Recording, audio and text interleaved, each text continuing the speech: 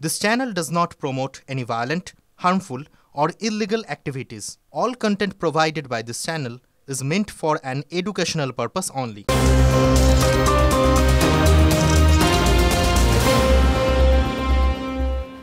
নমস্কার, দেখছেন টিভি9 বাংলা। আপনাদের সঙ্গে রয়েছি আমি তন্নিষ্ঠা। সময় এখন ঠিক সন্ধ্যে 6টা মানে আপনারা জানেন সময় বিগ ব্রেক অ্যাট 6 যেখানে আমাদের নজর থাকে দিনভর ঘটে চলা সমস্ত বড় খবরে। Fair and bright night and day cream ত্বক থাকবে ব্রাইট সারাদিন, পলিউশন ফ্রি, ঠিক যেন রাতের ফোঁটা সাদা ফুল। সারাদিন হ্যাপি ব্রাইট স্কিন।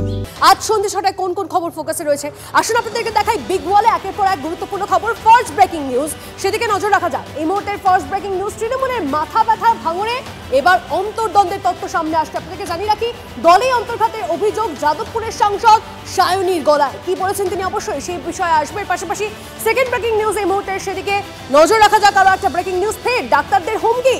তৃণমূল বিধায়কের ডাক্তারদের হুমকি দিচ্ছেন তিনি, নেত্রীর বাড়ানো শুনবো না, হুঙ্কার হুমায়ুন কবিরের। তারপরে জল কোথায় গড়ালো জানাবো আপনাদের। পাশাপাশি থার্ড ব্রেকিং নিউজ এই মুহূর্তে, সেদিকেও নজর রাখা যাক। থার্ড ব্রেকিং নিউজ, ত্রাণ বন্টনকে দলবাজি, ট্রিপল চুরির অভিযোগ এমনটাই জানা যাচ্ছে পাঁশকুড়ায়। তৃণমূল বিজেপির সংঘর্ষ, পরিস্থিতি কি জানাবো আপনাদের। এর পাশাপাশি ফোর্থ ব্রেকিং নিউজ এই মুহূর্তে, সেদিকে নজর রাখা যাক। ফোর্থ ব্রেকিং নিউজ, সোমে সুপ্রিম কোর্টে ফের আরজি কর শুনানি। আপনাদেরকে জানিয়ে রাখি, তৃতীয় স্ট্যাটাস রিপোর্ট জমা করবে সিবিআই। চারটি খবরে আমাদের নজর থাকবে।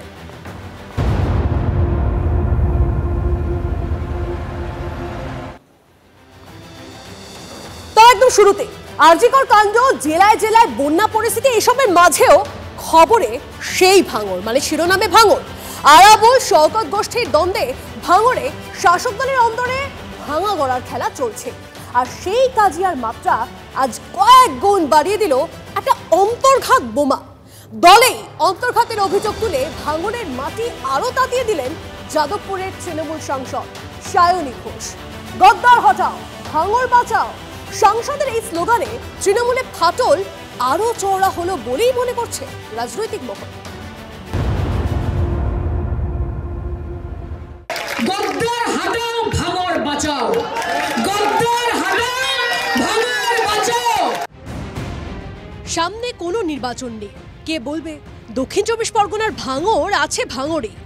কাজিয়ার স্রোত বয়ে চলেছে। গত কয়েকদিন ধরে ভাঙড়ের শওকত ও আরাবুল গোষ্ঠী প্রকাশ্যে কাজিয়ায় জড়িয়ে পড়ে। আরাবুলের ছায়াসঙ্গী লালবাবু মোল্লার অফিস ও বাড়িতে হামলা। শনিবার পাচুরিয়া এলাকায় আরাবুল অনুগামীদের মারধরের অভিযোগে নতুন করে ভাঙড়ে মাথাচাড়া দিয়েছে গোষ্ঠীদ্বন্দ্ব। তৃণমূলের মাথা ব্যথা ভাঙড়ে এবার অন্তর্ঘাত তত্ত্ব। রবিবার 5 বিধায়ক ও 1 সাংসদ নিয়ে ভাঙড়ের বিজয়গঞ্জ বাজারে কর্মী সভা করেন শওকত মোল্লা। সেখানেই বক্তব্য রাখতে গিয়ে আরাবুলের নাম না করে আক্রমণ সায়নী ঘোষের। নির্বাচনের সময় দলের পিঠে ছুরি মেরেছে, তাদেরকে শনাক্ত করুন। পরে তো পরে আইএসএফ পরে, বিজেপি পরে, সিপিএম পরে, আগে তৃণমূলের মধ্যে যারা করেছে তাদেরকে শনাক্ত করুন। নিজের দলের ভেতরে যে গদ্দারগুলোকে আছে তাদেরকে শনাক্ত করতে হবে, তাদেরকে ছুঁড়ে ফেলতে হবে। আরাবুল গোষ্ঠীকে কার্যত হুঁশিয়ারি দিয়ে শওকত মোল্লার পাশে দাঁড়ালেন সায়নী। শওকত মোল্লার সামনে বলেছে যে দাদা তোমার সাথে আছি, তুমি এগিয়ে চলে যাওয়ার পরে বলেছে কে শওকত মোল্লা চিনি না, আমি এখানকার বড় নেতা, তাদেরকে শনাক্ত করুন, তাদেরকে আগে বার করুন। ভাঙড়ের গদ্দারকে চেনাতে মির্জাফরের প্রসঙ্গ টেনে আনেন শওকত। গদ্দার হটাও, সাউথ 24 পরগনা বাঁচাও। যারা দলের নাম বিক্রি করে, যারা পিছন থেকে গদ্দারি করে, তারা তো গদ্দারি। মির্জাফরের নাম তো আজকেও কেউ বাংলা থেকে ভুলে যায়নি। জামিনে মুক্তির পর ভাঙড়ের মাটিতে দাঁড়িয়ে সরাসরি শওকত মোল্লাকে হারমাদ বলে কটাক্ষ করেন আরাবুল ইসলাম। ভাঙড়ের পরিস্থিতির জন্য শওকতকে দায়ী করেন আরাবুল। ভাঙড়ের মাটিতে এক হারমাদ। গত পরশু থেকে শওকত মোল্লা নিজে যে আরাবুলের যেসব ছেলেরা আছে তাদের হাত ভেঙে দাও, পা ভেঙে দাও, তাদের গুড়িয়ে দাও। শুধু ভাঙড়ই নয়, গোষ্ঠীদ্বন্দ্বে জেরবার দক্ষিণ 24 পরগনার পাথর প্রতিমা।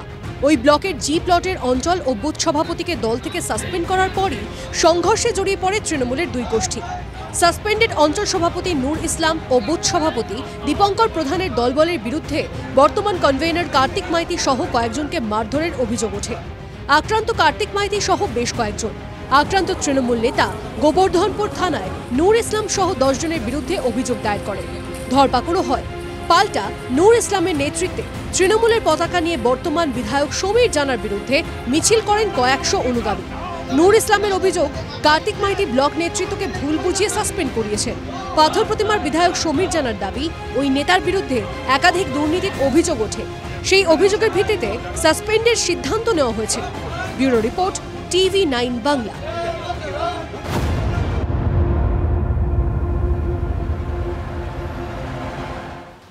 এদিকে আরেক শাসক নেতা, হয় হুমায়ুন হয় হুমকি। হুমকি আর হুমায়ুন যেন এখন সমার্থক শব্দ। তিনি মুখ খোলা মানেই বিতর্ক। দলের নির্দেশ উড়িয়ে আরও একবার মুখ খুললেন ভরতপুরের তৃণমূল বিধায়ক হুমায়ুন কবির। ফের হুমকি, ফের বিতর্ক। এবারও টার্গেট সেই আন্দোলনকারী জুনিয়র ডাক্তাররা। দলের নির্দেশও দমাতে পারছে না হুমায়ুনকে। সব ডাক্তার, এসব 50টা ডাক্তারের ঘরে ঢুকাতে আমার 2 মিনিট লাগে। যত মহামিছিল করবে, এরা যদি 1000 লোকের মিছিল করে, আমি তার পরের দিন 5000 লোকের মিছিল করবো, যে ওদেরকে ঘিরে ওখানে রেখে দেবো মেডিকেল কলেজ। এরকম থাকে না, আমার সাথে লড়বে। ভরতপুরের তৃণমূল বিধায়কের মাত্রা জ্ঞান আছে, এটাকেও হলফ করে বলতে পারবেন না। তার যথেষ্ট কারণও আছে। আরও একটা উদাহরণ পাওয়া গেল শনিবার। জুনিয়র ডাক্তারদের মেরে ঘরে ঢুকিয়ে দেওয়া বা মেডিকেল কলেজ ঘেরাও, সবকিছুই তার কাছে নস্যি। তাই তো তার সঙ্গে যেন কেউ পাঙ্গা না নেয়, মন্তব্য তৃণমূল বিধায়কের। তাতে জেল খাটতে হলেও ভয় নেই হুমায়ুনের। সিপিএম এরা বলে শুধু এই কথা বলার জন্য 81 দিন জেল খেটেছি, তা হুমায়ুন কবির মরে গেছে, আবার খাটবো। আর জেল যখন খাটবো তখন তার জেল খাটার মতন পরিমাপ বুঝিয়ে দিতে হবে। যারা পাঙ্গা নিতে আসছে তাদেরকে তো বুঝিয়ে দেবো। কিন্তু কেন এতটা চটলেন হুমায়ুন? কিছুদিন আগে জুনিয়র ডাক্তারদের হুঁশিয়ারি দিয়েছিলেন তিনি। তার পাল্টা হিসেবে বহরমপুর থানায় FIR করেন চিকিৎসক দেবাংশু ঘোষ। এটাই হুমায়ুনের রাগের কারণ। তার বিরুদ্ধে FIR, এত বড় সাহস! আমি হুমায়ুন কবির মুর্শিদাবাদে বসবাস করি, 62 বছর বয়স হয়েছে, 42 বছর রাজনৈতিক বয়স হচ্ছে। এত বড় স্পর্ধা যে সে আমার বিরুদ্ধে বহরমপুর থানায় FIR করে দেবেন, আমি নন্দনবন সেকশনে আসামি হব আর তাকে রসগোল্লা খাওয়াবো। যদিও হুমায়ুনের হুঙ্কারে ভয় পেতে রাজি নয় চিকিৎসক মহল। উল্টে তার মন্তব্যকে হাতিয়ার করে সোমবার সুপ্রিম কোর্টে নিজেদের নিরাপত্তার প্রশ্ন আরও জোরদার করতে চলেছেন চিকিৎসকরা।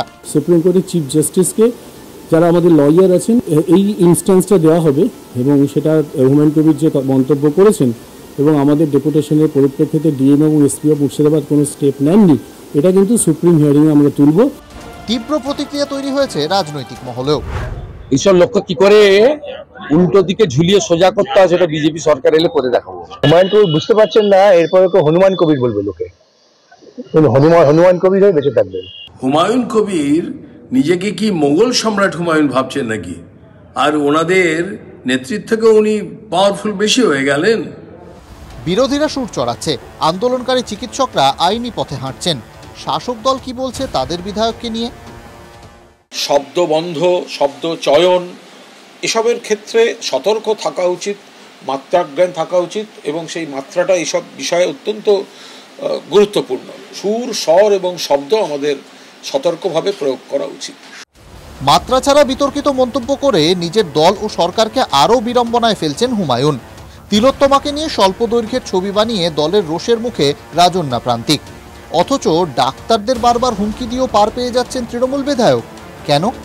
ভরতপুরের বিধায়কের বিরুদ্ধে কি কোনো ব্যবস্থা নেবে তৃণমূল? কৌশিক ঘোষের রিপোর্ট, TV9 বাংলা।